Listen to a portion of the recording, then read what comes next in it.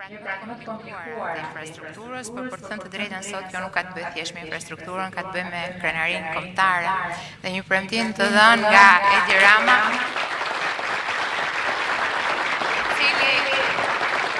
jo thjesht është mbajtur, por është mbajtur para afatit. Për të ndarë me ju, afati kontraktual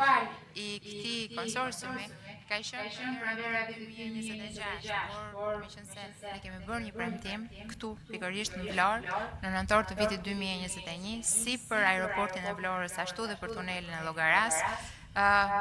Kjo skuadër, në bashkëpunim të ngushtë me aviacionin civil, me Alp Controlin dhe me gjithë trupat e tjera, konsorciumi ka arritur që të dorëzojë një pistë që siç e dëgjuat edhe nga pilotët e ENAV, që është kompania ekuivalente e Alp Controlit e shtetit italian, flitet për një pistë të butë si mëndafshi, që do të thotë që i plotëson të gjitha kushtet, edhe inxhinieri i certifikimit që ishte brenda avionit tha të njëjtën gjë. Unë besoj që për Vlorën ky është një moment historik, për Shqipërinë është një moment historik dhe rastësia dhe fati i mirë e solli që të jetë një moment historik edhe për Kosovën. Pasi kjo vepër dorëzohet nga një konsorcium i drejtuar nga Bexhet Pacolli dhe na bën krenar si kombo. Ditët e fundit kemi folur shumë shpesh për aviacionin, për arritjet, për strategjinë kombëtare të aviacionit civil, e cila tashmë ka arritur të materializohet. Nuk është më thjesht një strategji e hedhur në letër, nuk është më një ëndër për t'u realizuar, por janë hapa të mirëmenduara, të cilat tashmë po i shikojmë të materializohen. Ashtu siç kemi bërë me Air Albanian, ashtu siç kemi bërë me aeroportin e Kukësit, sot jemi këtu në Vlorë për të dorëzuar një vepër e cila tashmë nis të gjithë fazën e certifikimit, sot është certifikuar pista dhe tashmë vazhdojmë me të gjithë komponentët e tjerë që do ta sillin këtë aeroport brenda kësaj vere, që të jetë operacional për të gjitha fluturimet civile ndërkombëtare. Kur e nisëm këtë projekt, duke pasur dhe studimet e fizibilitetit të bëra sigurisht me skrupulozitet, flitej për një investim rreth 104 milion euro dhe për një terminal prej 5.000 metra katror. Sot që flasim nga deklaratat e konsorciumit, bëhet fjalë për një investim deri tani 140 milion euro dhe terminali është 17.000 metra katror. Pra i trefishuar nga çka ishte në studimin fillestar. E gjitha kjo sigurisht ka ardhur për shkak të numrave të rritur që ne kemi në aviacionin civil, duke qenë se Shqipëria 2 vitet e fundit mban vendin e parë për sa i përket të rritjes në ulje ngritje të avionëve nga aeroporti ndërkombëtar i Rinasit, por nga ana tjetër dhe për sa i përket numrit pasagjerëve. Viti 2024 u mbyll me 10.7 milion pasagjerë në aeroportin e Rinasit. Dhe kur kemi nisur këtë studim, pra në 2020, në qoftë se nuk gabohem, në atë kohë flitej që në vitin e parë, në skenarin bazik, duhet të prisnim 330.000 pasagjerë. Më pas, duke evoluar, arritëm që për llogaritja të ishte në 1 milion pasagjerë në vit. Sot, nga të gjitha avancimet që janë bërë dhe përmirësimet që janë bërë studimit, pra të fizibilitetit të këtij aeroporti, kemi arritur në një shifër prej 3 milion pasagjerësh vetëm në vitin e parë. Diçka tjetër për cilin jemi krenar dhe presim me padurim është se këtu në Vlorë do të aplikohen 3 modele biznesi. 3 modele biznesi të cilat kanë të bëjnë me bërthamon, pra atë çka është thelbësore që është aviacioni civil.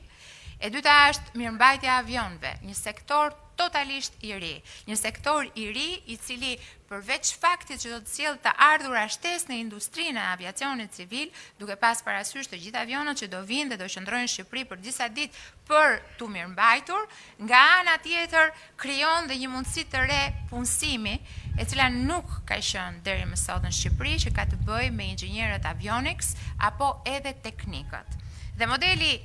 i tretë është Cargo e Mirfield. Aeroporti i Vlorës, për shkak dhe të sipërfaqes prej 300 hektarësh kur është i vendosur, 300 hektarë të dedikuar totalisht brenda këtij territori, parashikohen që të ketë edhe një nën-sektor tjetër i cili është Cargo, e pa përdorur deri më sot në Shqipëri, Cargo e Mirfield për ngarkesa ndërkombëtare që do të jetë pjesa e tretë e të gjithë përpunimeve brenda këtij aeroporti.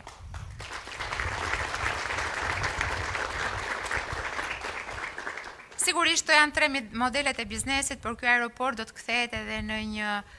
inkubator të dijes, duke qenë se në këtë territor do të ngrihet Akademia e Aviacionit Civil, një akademi e cila do të prodhojë të gjithë profesionistët e ardhshëm, duke filluar nga ata që unë kam shumë për zemër që janë kontrollorët e trafikut ajror, inxhinierët e aviacionit, pra edhe të trafikut, dhe nga ana tjetër të gjithë trupat e tjerë që sot ne i trajnojmë jashtë, që sigurisht mundohemi që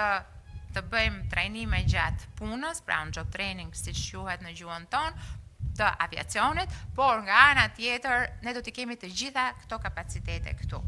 Në një prezantim që kemi pasur javën e shkuar, edhe Ministri i Mbrojtjes ka bërë prezantimin e tij pasi parashikohet që në këtë territor të ketë një ndërthurje dhe të një akademie tjetër, pra një akademi ushtarake për sa i përket aviacionit ushtarak, duke krijuar kështu një fushë totalisht të re për të rinjt dhe të rejat. Jo vetëm të Vlorës, dhe këtë duhet ta them, sepse kërkohet kaq shumë fuqi punëtore këtu. Pra duke nisur rreth 1.200 trupa që do të jenë vetëm brenda këtij territori, pa folur për të gjitha bizneset e ndërlidhura rreth aeroportit, kështu që Vlora nuk besoj që do dalit ta përballoj vetë, ndajeni pak me fjerin, sepse që këtu deri në fjer janë vetëm 17 minuta dhe kam filluar të numëroj për të parë se ku është më afër. Të gjitha këto lajme të mira sigurisht ndërthuren, siç u thash, me një strategji shumë të madhe të vendit tonë, të qeverisë Rama, për sa i përket infrastrukturës. Asnjëra nga veprat që ne po dorëzojmë nuk është ishull. Të gjitha janë të lidhura dhe të ndërlidhura mes tyre, dhe këtu do ndalem për një sekond për të dhënë një lajm tjetër që e kemi thënë, por është lajm që duhet përsëritur. Keni parasysh që ky aeroport do të lidhet me Vlorën përmes një hekurudhe. Ashtu siç lidhen të gjithë aeroportet ndërkombëtare europiane. Është një linjë prej 5 kilometrash, e cila do të lidhet gjithashtu edhe me hekurudhën që vjen nga Rogozhina në drejtim të Vlorës, duke e bërë arterien të ndërlidhur edhe me qytetet e tjera, madje edhe me vetë Tiranën. Është e rëndësishme të thuhet që prezenca e disa aeroporteve në territorin tonë krijon një konkurrencë të drejtë, konkurrencë të pastër, nga e cila përfiton klienti, udhëtari. E kemi parë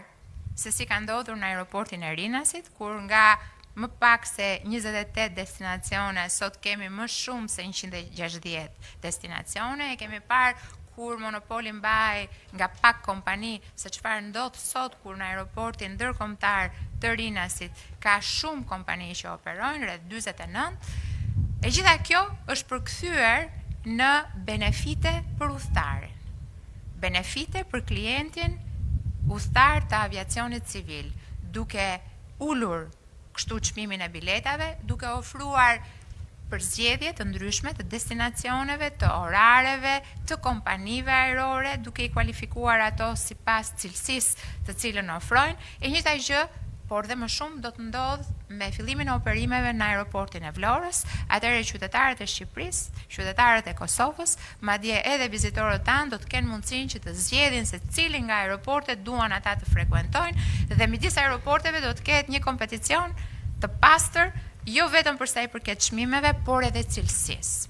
Aeroporti i Vlorës është aeroport i kategorisë 4E. E shpjegova edhe kur takuam trupën e zjarfikseve, duke e bërë këtë aeroportin e vetëm në Shqipëri për momentin, por sigurisht unë jam e sigurt që edhe Tirana do të bëjë të njëjtin upgrade të kategorisë, duke pasur parasysh që ky është një aeroport i dizenjuar për fluturimet transoqeanike. Dhe këtu pastaj lind një detyrë e një tjetre krenarie kombëtare, siç është Air Albania, që të fillojë dhe të materializoj atë çka ne kemi hedhur në planet tona, që është fluturimi i shqiponjës ton Air Albania me emrin Fanoli drejt